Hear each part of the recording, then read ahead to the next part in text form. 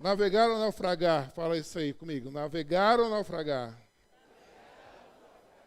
Essa mensagem tem base no primeiro livro, primeira carta que Paulo escreveu para Timóteo, no capítulo 1. Eles têm lido de 12 a 20, mas eu quero pedir para o pessoal para a gente ler hoje o versículo 18 e 19. Rapidinho, coloca aí para mim. Versículos 18 e 19, de 1 Timóteo, capítulo 1.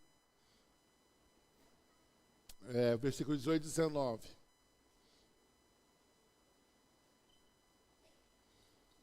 Diz assim a palavra de Deus: Este mandamento te dou, Paulo falando para Timóteo, meu filho, Timóteo, que segundo as profecias que houve acerca de ti, milites por elas boa milícia, conservando a fé e a boa consciência, a qual alguns, rejeitando, fizeram naufrágio na fé. Com base nesses versículos, eu penso que Paulo disse a Timóteo coisas básicas para que ele conseguisse navegar na fé. Ele fala para Timóteo: Timóteo, fica firme nas profecias que tem a teu respeito. Olha, Deus tem muita coisa na tua vida, mas você precisa batalhar, você precisa lutar pelas coisas que foi dito a teu respeito, conservando a fé e a boa consciência. Nós já falamos sobre o fato de termos profecias a nosso respeito. Eu tenho chamado esses pontos de segredos de uma boa navegação. Então, vou reprisar com você rapidinho as duas mensagens. Segredo de uma boa navegação. A primeira coisa que a gente falou foi: siga as profecias a seu respeito. E nessa mensagem vimos que Deus tem muita coisa a respeito de nós, transformações, mudanças que Ele tem para fazer em nós. Combata o bom combate, com base naquilo que foi dito a você. Agora você precisa aprender a combater, tomar posse, pegar para si aquilo que Jesus já conquistou. E o fato de ter profecias sobre a sua vida precisa te conduzir para uma busca sincera, precisa resultar em obediência ao Senhor, uma busca sincera, precisa resultar em obediência ao Senhor. Pode passar aí. Ter profecia sobre a sua vida precisa resultar em esforço pela perfeição. Ter profecia sobre a sua vida precisa resultar no cultivo das graças e virtudes cristãs. E ter profecia sobre a sua vida precisa resultar em labores motivados pelo amor. E por sermos santos, devemos abundar em diligência. Precisamos fazer as coisas de Deus muito bem feitas, porque Deus, Ele recompensa a diligência. A Bíblia diz que Ele dá galardão para quem o serve com diligência. E galardão significa recompensa por serviços valiosos. Segredos de uma boa navegação, então, para nos atualizarmos: siga as profecias a seu respeito, combata o bom combate. E a terceira coisa que Paulo diz para Timóteo é nessa que vamos nos ater nesta noite, diz: conserve a fé. Vamos orar? Pai, em nome de Jesus, nós pedimos que esta palavra, ela não saia da nossa vida, Pai, sem antes produzir o fruto que ela quer produzir. Pai, eu peço que nós todos aqui, Pai, sejamos uma terra preparada para produzir a 100 por 1. Meu Deus, que o nosso coração esteja aberto para o Senhor, para os ensinos da Tua palavra, e que a gente saia daqui ainda mais convicto de quem o Senhor é, o que o Senhor faz, e estejamos mais firmes ainda na nossa fé. Usa a minha vida, Pai, tenha misericórdia. Pai, fale poderosamente nesta noite. Em nome de Jesus, amém. Por que Paulo diz a Timóteo: conserve a fé? O que é a fé? O escritor aos Hebreus, no capítulo 11, no versículo 1, ele vai dizer assim: ora, a fé é o firme fundamento das coisas que se esperam e a prova das coisas que se não veem. Vamos tentar entender fé. Se eu disser para vocês, aqui tem um copo, vocês acreditam, sim ou não? E precisa acreditar, gente, vocês estão vendo? Precisa fé que isso aqui é um copo? Vocês estão vendo? Então você não precisa fé para acreditar naquilo que você vê. Se eu disser para você, aqui do meu lado tem um copo. Vocês conseguem acreditar que tem um copo aqui do meu lado? Só pela fé, porque vocês não conseguem ver. E aí o escritor está dizendo assim, fé é a certeza das coisas que você não vê. Você olha para uma situação, você vê a pessoa doente. Ver a pessoa doente precisa de fé. Você precisa de fé para quê? Para vê-la curada. Então a fé é a certeza das coisas que você espera, é o fundamento das coisas que você espera e a certeza das coisas que você não vê. Exercitar a fé é o segredo para nós, porque andar por vista é fácil. Eu estou vendo, não preciso de nada para crer. Está aqui, ó, uma caixa, está aqui outro gasofilácio. Tudo que está aqui vendo, isso aqui não precisa fé. Agora, o que você não vê, precisa. E como cristãos, nós precisamos ter uma firme convicção das coisas que nós não vemos. Então, nós somos a palavra contrária. Todo mundo olha para uma situação e diz assim, acabou. Se você tem fé, você fala, não acabou. Tem jeito. Fulano não tem jeito. Se você olhar para o fulano sem fé, você fala assim, não tem jeito. Mas se você tiver fé, você fala assim, fulano tem jeito. A situação está feia. Está todo mundo que está vendo que a situação está feia. E o cristão fala assim, essa situação não está feia. Porque eu já vejo essa situação mudada. Fé é a certeza das coisas, é o fundamento das coisas que você espera e a certeza das coisas que você não vê. E Paulo está dizendo para Timóteo isso. Timóteo, você tem que ter fé, filho. E você precisa estar firme com a sua fé. Você precisa estar firme com a sua fé. E é o mesmo que deve acontecer conosco. Os soldados do Senhor precisa ter uma fé firme. Fala assim, fé firme. Precisa ter fé firme. Não uma fé que balance com qualquer coisa. Esteja atento aos ataques contra a sua fé. Querido, pensa comigo. O que é uma pessoa? O que é uma pessoa que ela diz assim, acabou a minha vida? Uma pessoa que acabou a sua fé. Porque todo mundo olha para ela e fala assim, não, filho, você é bonito, você é forte, você consegue. Mas a pessoa que acabou a fé, ela acabou a vida dela. Aí está todo mundo vendo, falando, você tem jeito, você é uma benção, você é bonito, você é forte. A pessoa não tem fé, ela consegue ver o que ninguém vê, porque ela põe uma fé negativa na situação. Todo mundo está vendo, ela não quer ver. Ela fala assim, não dá para mim, não tem jeito. Não vai dar. Está todo mundo vendo, eu não consigo ver. Então, você precisa estar atento, porque a fé sofre ataques. Esteja atento aos ataques contra sua fé. É mais fácil crer ou duvidar? O que vocês acham? Mais fácil. Crer ou duvidar? É mais fácil. Duvidar não tem esforço. Que força você faz para desistir das coisas? Nenhuma. Você simplesmente desiste. Você não precisa fazer força para parar nada. Você precisa fazer força para continuar. Então, a fé ela é mais difícil do que o crer, ela é mais difícil do que duvidar. Porque duvidar todo mundo consegue. Mas aqui tem homens e mulheres de Deus que preferem crer. Preferem crer, nós preferimos crer. Nós olhamos e falamos assim, sim, dá para casar sim. Ó, você olha, o curso não terminou, a conta está estourada, mas você tem o quê? Fé. Eita glória, dá para fazer. Sabe? Você olha nisso e fala assim, não estou tão bonito, mas se você acreditar que eu sou um cara bonito, arrumado, eu vou chegar naquela menina que eu estou orando. Né? Tem que ter o quê? Fé. Né? A menina olha, fala assim, não estou tão arrumadinha, mas eu vou conseguir aquele garoto, né? Na base da fé, né? Da oração. Busque uma fé sem intervenções. O Timóteo, ele estava vivendo num tempo que a fé poderia ter as intervenções. Por quê? O movimento gnóstico vinha crescendo. E o movimento gnóstico estava reduzindo Jesus. Estava dizendo que Jesus era um anjo, até um anjo dava. Ele salvava um grupo, alguns, mas todos não. Mas ser filho de Deus não dava. Então, a fé no tempo de Timóteo estava sendo atacado.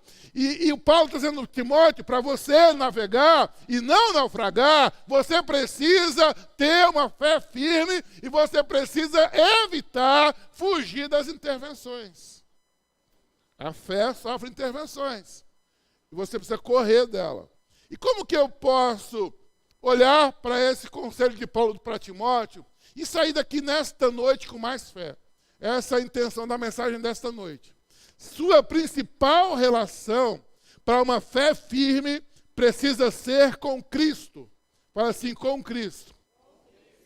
Queridos, pensa que se houver um vento contrário e tudo isso aqui acabar, vira uma perseguição e você não tiver um PG para se apoiar, um amigo para te discipular, um pastor para pregar, um tempo para reunir, se tudo isso acabar, a sua relação com Cristo não pode acabar. O que firma uma pessoa para sempre no Evangelho não é a igreja que ela frequenta, não é o pastor que ela tem, não é o PG, não é o discipulado, mas o que firma uma pessoa para sempre é Jesus Cristo. Todas essas outras coisas são necessárias. Mas o que dá uma firmeza é você conhecer Jesus. Você tem que saber quem Ele é, o que Ele fez, o que Ele é para você. Você tem que se apegar a isso, conservar a sua fé. E lógico, se você estiver num grupo que te ajude a isso, fique lá, se esforce, continue e busque. Se você não tem, busca. A sua principal relação precisa ser com Cristo. Que Cristo é esse, irmãos? Como que eu preciso ver Cristo?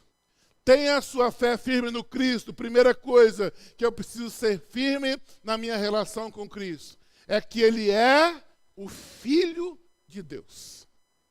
Quem é Jesus para você? Para você não pode ser o primo, não pode ser o sobrinho, não pode ser o amigo de Deus. Cristo, nós precisamos crer que Ele é o Filho de Deus. Não pode ter dúvida. Passa aí para mim. Primeiro ponto, então. Você, pode passar. Tenha fé no Cristo, que é o Filho de Deus. Passa, primeiro ponto. Pode ir. Isso, volte. E nesta aplicação, nesta fé que nós temos que ter, que é uma fé firme, crer que Jesus é o Filho. Eu olho para a Bíblia e Jesus foi se revelando. Mas os textos que me saltam o coração, que fazem eu falar, fazem assim eu respirar fundo, é quando Ele mesmo diz, eu sou. Quando ele, em algumas situações, que eu vou ler aqui com você, ele diz assim, eu sou, e não deixa dúvida nenhuma. Ele encontrou com uma mulher samaritana na beira de um poço, conversou com essa mulher, falou sobre a vida dela, e aí, no final do diálogo, acontece isso. A mulher disse-lhe, eu sei que o Messias, que se chama o Cristo, vem. Quando ele vier, nos anunciará tudo. Passa aí, gente, o versículo. Olha só, eu falo assim, nos anunciará tudo.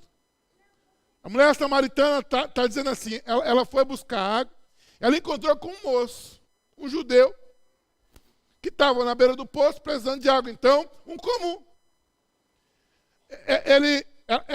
Ela foi num dia comum, fazer uma coisa comum, conversou com um homem que para ela é comum, e esse homem falou várias coisas a respeito dela, e de repente ela falou assim, não, moço, isso aí eu sei, quando o Messias vier, quando ele vier, veja bem, ela tinha uma expectativa distante.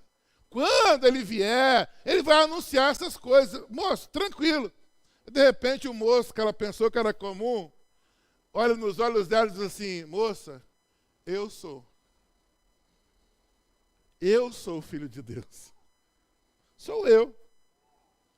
Você imagina o susto. o susto com uma necessidade de fé também, porque falei no outro culto que, de repente, você pensa, não, se eu tivesse no tempo de Jesus, seria mais fácil eu ter fé, porque eu ia vê-lo. Meu irmão, viaja comigo para 2000 anos atrás e você é um judeu comum. E você cresce com um menino comum. Você brinca ali de bolita. Você anda com ele. Dá 30 anos, ele começa a reunir multidões. E aí você vai um dia para ouvir o que é que aquele menino está falando. Ele está falando assim, eu sou Deus. E alguém disse que isso ia ser mais fácil crer. Eu não sei se você e eu não estaremos também jogando uma pedra nele. Se a gente não estaria aplaudindo na morte, porque ele é louco. Você lembra o pessoal da região dele, o que eles falaram? Esse aí é o filho do Zé com a Maria, gente. Que negócio de Deus, nada. Vamos matar. Então, se você acha que a sua fé só seria fortalecida se você tivesse visto, pensa direito. Porque para nós, irmãos, ter fé hoje, de alguma maneira, está mais fácil, porque já está comido e mastigado. Jesus já veio, já viveu, e alguém escreveu, ele é Deus. Então, para nós, está comido e mastigado, gente, é fácil crer. Do que você ter vivido com um judeu comum que diz que é Deus. Para nós, se você tem uma fé fraca, você não entendeu ainda que Deus entregou no nosso tempo algo comido e mastigado. Está escrito, está provado. Quanto mais se pesquisa, os arqueólogos mais pesquisam, mais fica claro que ele era incomum. Que ele era Deus. Se você está aí e fala assim, se eu tivesse vivido no tempo de Jesus era mais fácil. Não era não, viu? Não era não, tanto que o povo matou ele. Tanto que o pessoal matou ele. E nós sabemos disso agora. E Jesus disse para aquela mulher, eu sou o filho. Isso está comido e mastigado, só entrega na nossa mão. Eu tenho que crer que Jesus não é um amigo, ele não é um ser comum, ele é o Filho de Deus. E pode chover canivete que eu nunca posso negar que eu conheço o Filho de Deus. Que eu me entreguei para o Filho de Deus. Que ele morreu na cruz por mim e por você. Sabe, eu não sei como que é a sua fé, mas se não for afirmada no Filho, você precisa rever essa fé hoje. Um outro texto maravilhoso é quando ele cura um moço de cegueira e o moço sai. E depois ele é criticado pelos pais, pelos fariseus. Os pais não criticaram, mas também não apoiaram. E aí depois ele tem um segundo encontro com Jesus. E o diálogo se dá assim. Jesus ouviu o que tinha expulsado. E encontrou-o e disse-lhe, crês tu no Filho de Deus? Ele respondeu e disse, quem é ele, Senhor, para que eu nele creia? E Jesus lhe disse, tu já o tens visto. É aquele que fala contigo, aleluia. Jesus diz, você não conhece o Filho de Deus? Aí o cara falou assim, não, quem que é ele para que eu conheça? Eu falei assim, você está falando com ele. Você está falando com ele. Sabe, gente, eu não sei o que te traz a uma igreja, o que te leva a um PG, mas tem que ser o Filho de Deus que te leva. Sabe, você ir para ter um encontro, você vir para ter um encontro, porque ele mesmo diz a respeito dele, eu sou o Filho de Deus. Em João 6, depois de uma pregação de Jesus, muitos começam a abandonar Jesus, e os discípulos ficam ali, e Jesus fala assim, vocês também querem ir? Pega o beco, podem ir. E eles falam para Jesus assim, não, Senhor, para onde iremos nós? Só tu tens a palavra de vida eterna. E aí, eles dizem isso aí para Jesus. E nós temos crido e conhecido que tu és o Cristo, o Filho do Deus vivente. Aleluia. Amém. Aqui tem gente que tem visto e que tem crido. Nós temos conhecido que Jesus é o Filho. Queridos, Timóteo era atacado na fé. E Paulo disse para ele, conserva a fé. A nossa geração não é diferente. Quem já passou ou está passando por uma faculdade sabe disso. Ou na escola, ensino médio, hoje já tem ataques à fé. Então nós temos que estar preparados. Pode ser, a gente pode ouvir do cara mais sábio do mundo que Jesus não é o Filho, mas nós temos que ouvir Jesus dizendo, eu sou o Filho de Deus. E a Bíblia é a nossa base. A palavra de Deus é a nossa base. Nós temos que ter uma fé firme na palavra que diz que Jesus é o Filho de Deus. A segunda coisa que eu coloquei aqui é que para nós termos uma fé firme no Cristo, eu preciso crer que Ele veio à terra. Diz assim, Ele veio à terra. Isso aí muda tudo, irmãos. O fato dele ter pisado onde nós pisamos muda tudo. Qualquer outro tipo de fé, não tem um Deus que saiu do seu lugar santo e veio pisar na terra corrompida. Mas Jesus veio. A Bíblia diz assim, no texto bíblico de João 1,14, e o Verbo se fez carne e habitou entre nós. E vimos a sua glória como a glória do unigênito do Pai, cheio de graça e de verdade. Aqui diz que ele veio, ele habitou entre nós.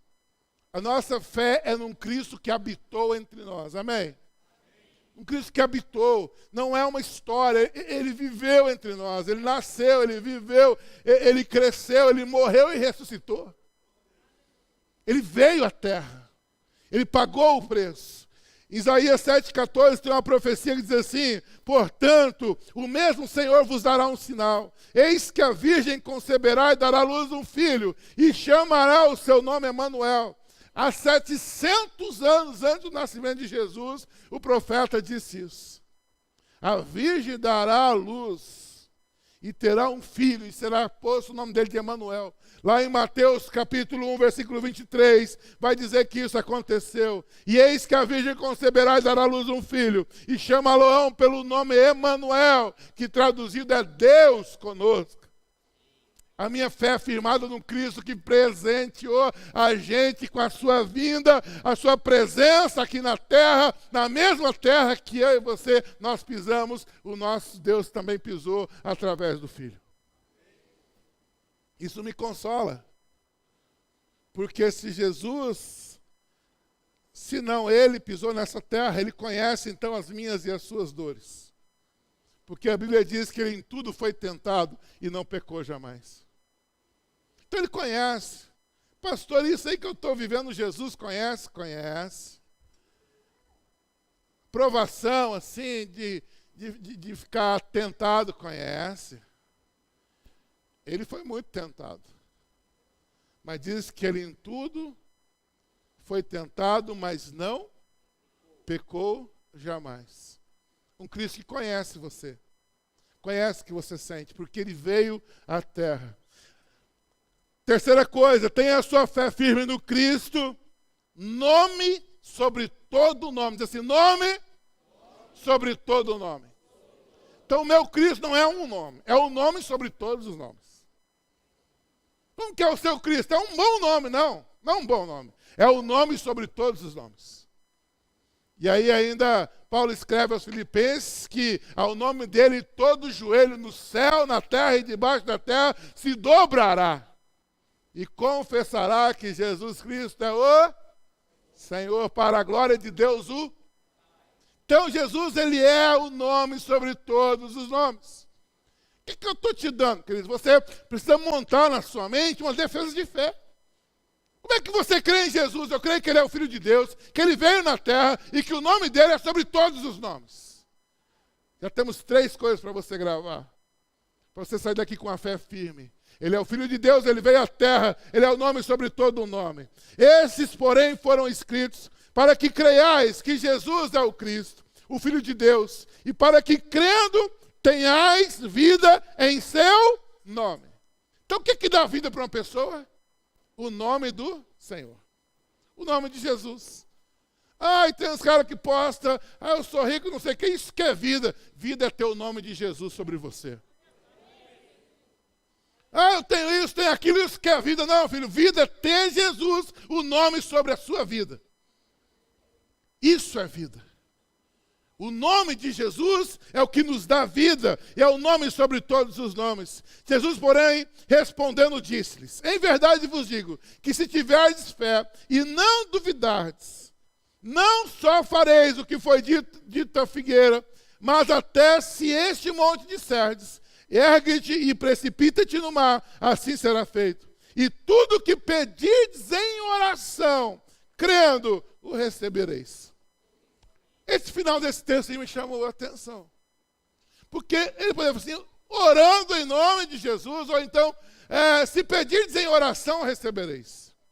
Mas eu vejo, pelo menos nesse final aqui, que na oração você precisa fazer a oração. Só que ela tem etapas. Por exemplo, se eu pedir para você, pegue essa caixa e coloque sobre o banco. Primeiro ato. Pegue essa caixa agora, que está no banco, coloque aqui no palco. Segundo ato. No final do versículo tem 2 atos. Diz assim, se pedirdes em oração, primeiro ato. Qual que é o segundo ato? Pegue e coloque no palco, crendo. Se Jesus falar assim, olha, peça em oração crendo. Então, ele está dizendo que o contrário também é verdadeiro. Você pode pedir em oração sem crer. Todo o seu pedido de oração tem fé? Todo pedido de oração seu tem fé? Porque tem oração que você, por exemplo, você abençoa a comida. Não está errado. Mas você está vendo a comida, mano. Você só pediu em oração, não precisa nem crer. O bife está frito, o arroz está ali do lado, o feijão está posto. Você agradece a provisão, porque já veio. Pedir em oração, você pedir e acreditar. Primeiro ato, pedir em oração. Segundo ato, crendo. Eu e você, nós precisamos aprender a orar crendo. Porque orar sem crer, a gente até ora. Mas se você aprender a orar crendo, a sua vida vai mudar. Eu estou orando crendo, pastor. Vamos aprender a falar isso, orar crendo? Porque a gente vai colocar no nosso pedido, na nossa fala, 2 atos. Eu estou orando crendo por aquele casamento que eu votei. A parte não precisa crer mais. Está aí o rapaz? Precisou crer muito, né? Estou orando crendo. Agora está aí o rapaz, vai casar, que bom. Está entendendo? Agora quem não tem a moça do lado tem que orar crendo, né? Estou orando crendo que ela está aqui, né? Do meu lado. Querido, orar crendo. Orar crendo. O nome do Senhor é que abre portas. E tudo quanto pedirdes em meu nome, eu o farei. Para que o Pai seja glorificado no Filho. Se pedirdes alguma coisa em meu nome, eu o farei. Irmãos, às vezes você ora tão bonito, você fala coisas tão lindas e termina assim, amém. Está certo? Não está certo. Porque você não invocou o nome que vai abrir a porta. Então, quando você encerra uma oração em nome de Jesus, é porque você diz assim, é Ele que abre. É esse nome que é sobre todo o nome. Então, não é um jeito de orar. Os batistas oram no final em nome de Jesus? Não. Os batistas assembleando, quem crê em Jesus, que Ele é o nome sobre todo nome, ora dizendo no final que em nome de Jesus isso vai acontecer. Porque é o nome que abre portas. É o nome que abre portas. Irmãos, eu aprendi isso na primeira noite que eu me converti. Não é porque eu vi os outros fazendo, eu falei assim, eu vou pedir tal, é igual escrever para alguém, você vai falando, mas você tem que ter um nome forte. Em nome de Jesus, hein? Se liga. Eu estou pedindo aqui, eu não sou nada, mas o nome que eu estou invocando, o nome sobre todos os nomes.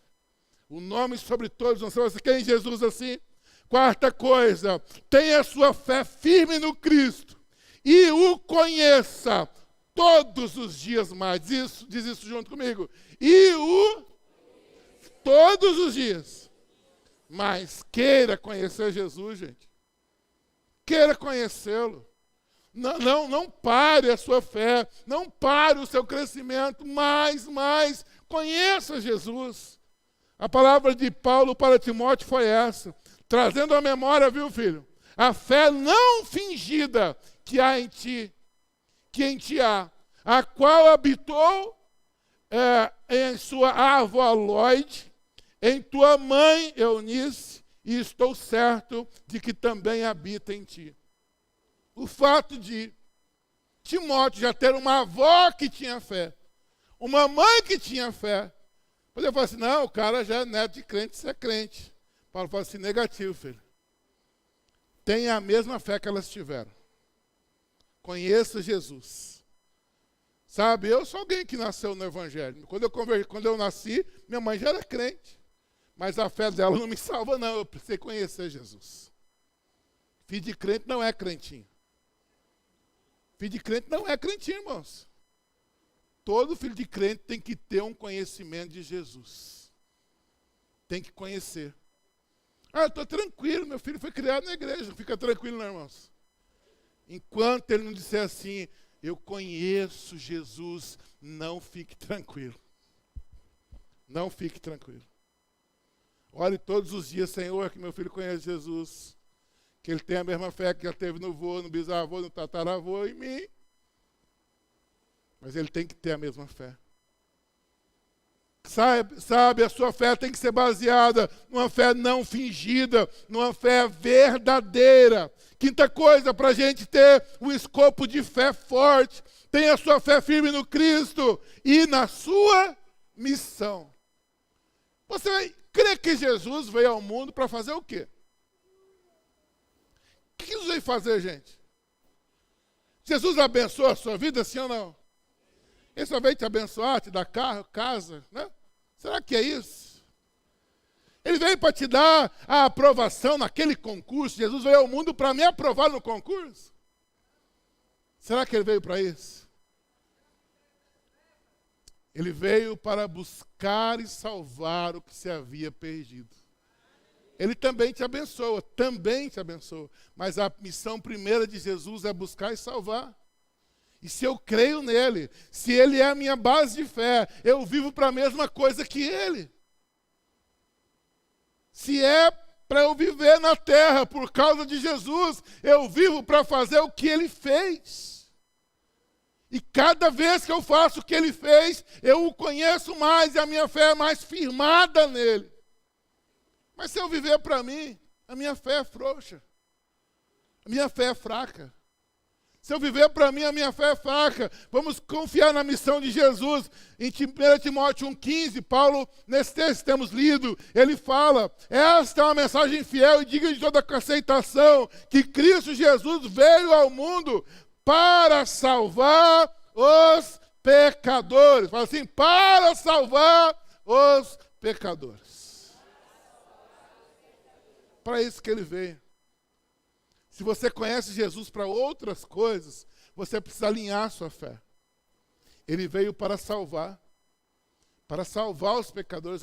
Eu estou recorrendo a Jesus, que eu estou com um negócio aí, se ele me ajudar a fechar, eu fico top. Irmão, você está procurando Jesus, ele pode até te ajudar, mas não é essa a missão primeira dele. A missão primeira é salvar os pecadores. E eu e você precisamos viver para isso. Viver para isso. E a nossa fé vai ser firme, porque o Filho do Homem veio buscar e salvar o que se havia perdido, Lucas 19:10. Porque o Filho do Homem veio salvar o que se tinha perdido. Que vos parece? Se algum homem tiver 100 ovelhas e uma delas se desgarrar, não irá pelos montes, deixando as 99 em busca da que se desgarrou? Jesus vai buscar os desgarrados, os afastados, os entristecidos, os pecadores, os condenados. Jesus veio para salvar. E se ele já salvou você, eu e você também vivemos para a missão dele. É para isso que eu vivo. É para isso que você vive. É para isso, queridos. Pastor, mas eu não sei muito defender a minha fé. No começo da minha fé cristã, primeiro ano, fui para Cuiabá, já fazer seminário, e aí meu irmão foi lá comprar um trator, um negócio assim, e foi numa loja lá, e o moço me perguntou, né, falou assim, o que você faz aqui, rapaz? Eu falei assim, eu sou teólogo, estou estudando teologia. Rapaz, o cara não quis vender mais nada para meu irmão, e caiu para cima de mim. Ele começou a falar assim, meu filho, eu falei, sim, senhor, eu tenho 4 faculdades, eu sou sociólogo, fora da... Eu falei, poxa, que bom, né, senhor? E ele começou a falar tudo contra a minha fé, tudo. E eu falava da Bíblia, eu falava assim, a Bíblia não sei o quê. Eu falava de Jesus, Jesus não sei o quê, Deus não sei o quê, nada para ele existia. Eu falei, ferrou. Mas eu ficava olhando para assim, que coitado, eu estava muito chapado na época. Eu falei assim, coitado desse cara, ele sofre tanto. Aí no final lá, olha irmãos, começou isso 1h da tarde, ele em cima de mim, ó. Meu irmão ficou tentando comprar um trator, mas não conseguiu. Aí, eu peguei e falei assim, eu vou ter que o senhor me dar uma estratégia para falar para esse moço. Aí eu falei assim, moça, eu vou ter que te contar um negócio. Sabe o que acontece comigo? Eu tinha 20 anos de idade, eu comecei igual o Paulo, né? Eu estava indo no caminho de Damasco, né? Eu tinha 20 anos de idade, eu sentia um vazio. Eu falei assim, não é vazio que você sentia, não. Eu falei, moça, aí o senhor passou dos limites. Porque o que eu sentia, eu sei. Vai dizer que tem livro sobre o que eu sentia. Não tem livro, não. Agora você vai ter que me ouvir até o final. Aí eu falei de Jesus, eu falei do que eu sentia. Eu falei assim, não, o que eu sentia, o senhor vai ter que ouvir. Sabe, o seu testemunho é a sua maior pregação. Conta para os outros o que Deus tem feito na tua vida. Sabe, você está na missão de Jesus. Conta para os outros, olha, eu senti um vazio, ele entrou no meu coração, ele mudou o meu viver. Eu fui no face a face e Deus tomou a minha vida. Sabe, aqueles testemunhos. Domingo eu saí daqui, porque o pastor é meio doido da cabeça, né? Aí eu saí daqui e falei, amor do céu, nunca terminei um culto sem pregar, né? Eu comentei com alguém no dia, falei assim, pastor, foi 64 pregações. Falei, teve nada, eu não preguei. 64 testemunhos daqueles que não pregaram, né? Falei, obrigado, né? Que o testemunho de vida é nossa maior pregação. É nossa maior pregação, irmãos. É nossa maior pregação. Sabe, tenha a sua fé firme em Jesus. Crer naquilo que Ele é. Vamos tentar, nós precisamos ter uma fé firme em Jesus. Mas como assim, Jesus? Aquele que é o quê? Vamos juntos, Filho de Deus, que veio à terra, que o quê? O nome sobre? Que precisamos conhecer todos os dias e também viver a sua. Oh, você tem uma fé firme, aplauda você. Para que a prova da vossa fé, muito mais preciosa, Pedro escrevendo, do que o ouro que perece, é provado pelo fogo, se acha em louvor e honra e glória na revelação de Jesus Cristo, ao qual, não havendo visto, Pedro dizendo, isso aqui é interessante, porque Pedro viu. Aí ele escreve para quem não viu. Ele fala assim, vocês não viram e amaram. Eu vi e amei, mas vocês não viram e amaram. No qual, não o vendo agora, vocês não viram, mas creram. Vos alegrais com gozo inefável e glorioso, alcançando o fim da vossa fé, a salvação das vossas almas. Pedro está dizendo assim, vocês não viram e creram, vocês não viram e amaram, e agora vocês têm uma alegria, e eu fui procurar esse tal de inefável. Falei assim, quem que é esse cara? Eu fui pesquisar, né? Eu descobri que o inefável é algo inexplicável. E Pedro está dizendo assim, vocês têm em Cristo umas coisas que ninguém explica. Aí, eu fiquei pensando, eu pesquisei mais, fui nos gregos, e inefável é isso mesmo, é um negócio que você não consegue explicar. Aí eu fui clareando na minha mente, falei assim, não estou entendendo. Porque tem hora que dá umas alegrias que ninguém entende quem está fazendo. Uns falam, está chorando, eu falei, não, está rindo. Uns falam, está babando. Não está babando, tá, não sei o que é esse negócio. Aí o inefável significa inexplicável. É a mesma palavra, quando Jesus diz para a gente assim, vocês têm uma paz que excede todo o entendimento. Então, se a gente não consegue explicar a paz, tem umas pegadas que Deus dá em nós que ninguém vai explicar. Aí eu fiquei pensando assim, tem hora, como eu já sofri com isso? Às vezes eu quero fazer uns negócios diante de Deus, eu falo assim, mas depois como é que eu vou explicar isso? Agora eu já sei, eu falo assim, eu vou explicar que foi o inefável. Entendeu? O que foi isso aí, pastor? O inefável. E está na Bíblia. Pedro me ajuda, né? Ele fala assim, vocês têm uma alegria inefável. Porque gozo é uma alegria acima da alegria. Um gozo inefável e glorioso. Olha, irmãos, fique em paz agora. Tudo que você não conseguir explicar, você fala assim, foi Pedro que me ajuda a explicar. O que aconteceu com você aquela noite? O inefável. E você não vai falar difícil, vai passar por, né? Vai passar por alguém culto. O que é? Aquele negócio parece, não sei se você caiu, que você tombou. Não sei, foi o inefável que me pegou. Olha que top. A Bíblia é demais, né? Eu quero estar sempre no inefável. É lindo demais, é lindo demais. A fé não se explica, irmãos, é uma alegria. cara tá devendo, mulher tá querendo largar o cara, desempregado, daí vem no manto, fica lá, ai, não. O bicho tá alegre, velho. Se não for o inefável, quem que é?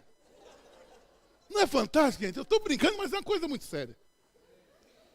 É uma paz que excede o entendimento. Está tudo errado. E a pessoa pensa, como é que está? Estou em paz. Fala assim, que paz, meu filho? Sua casa está crente, não está nada. Estou na paz. Eu tenho fé em Deus e quando eu tenho fé em Deus, eu tenho uma alegria inefável. Tudo para mim agora vai ser inefável. Pastor, dá para o senhor explicar? Não, inefável. Inefável explica. 1 de Pedro 1, eu até gravei a referência. Vamos gravar a referência? 1 de Pedro 1, 7 a 9, para você dar o contexto da coisa. Nos meus estudos, eu peguei esse recorte aí de um comentário. Agora vai, João, o recorte que eu te falei. Aí. Olha só que eu li essa semana num comentário que eu estava estudando a mensagem. Disse Napoleão, um extraordinário poder de influenciar e de comandar os homens foi dado a Alexandre, a Carlos Magno e a mim mesmo. Mas, em nosso caso, a presença pessoal tem sido necessária. Mas Jesus, eu acho que ele não falou isso rindo, mas Jesus tem influenciado e comandado os seus súditos sem sua presença corporal visível por 18 séculos. Se ele tivesse vivo, falasse assim, filho, já vai para 21. Nós estamos no século 21, né? Há 21 séculos que ele comanda a gente sem estar aqui em corpo. Porque o Espírito Santo dele nos atrai a ele. A Jesus a honra, a glória, o louvor, a adoração. Se Napoleão já estava assustado no século XVIII, se ele visse hoje. Ele fala assim, a gente comanda porque a gente está lá, mas esse Jesus aí sem estar lá comanda. Meu Deus do céu. Que lindo. Feche seus olhos, eu quero orar com você. Fique em pé, você está sentado faz tempo. Feche seus olhos. Quero que levante a mão só quem entende que precisa dar um gás na fé. Pastor, eu quero ter essa fé aí, um Jesus que é filho, que veio à terra, que é o nome sobre todo nome, que eu preciso conhecer mais, que eu quero viver a missão dele. Levanta a sua mão. Eu quero ter mais fé. Pai, em nome de Jesus. Abençoa a tua igreja, Pai. Encha-nos de fé. Na fé, que a gente não precisa ver o Senhor, mas o Senhor está aqui. A gente não precisa enxergar o Senhor, porque o Senhor está aqui. Nós não precisamos outra coisa senão isso. Fé na tua presença aqui. Então aumenta a nossa fé. Conserva o nosso coração. Em nome de Jesus. Amém. Aplauda o Senhor.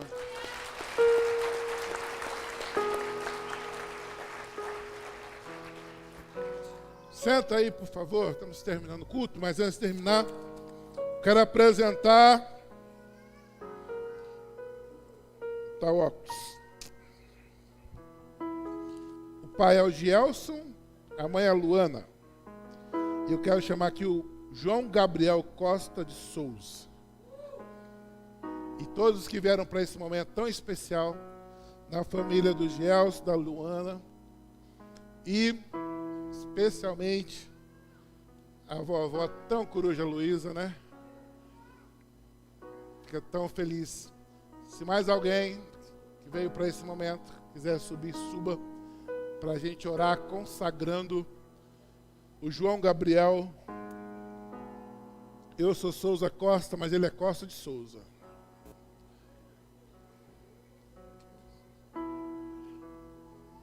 Parabéns, garoto. Consegue pegar ele? Eita, garoto lindo. Eita, garoto lindo.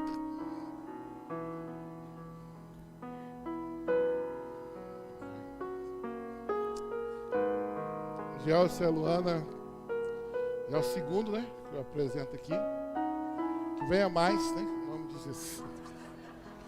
Mas vocês sabem, né, que é um presente, é uma herança de Deus na vida de vocês. E a responsabilidade é muito grande, né, de um dia apresentar o João Gabriel como homem de Deus. Isso passa pela vida de vocês. E da igreja também tem essa responsabilidade.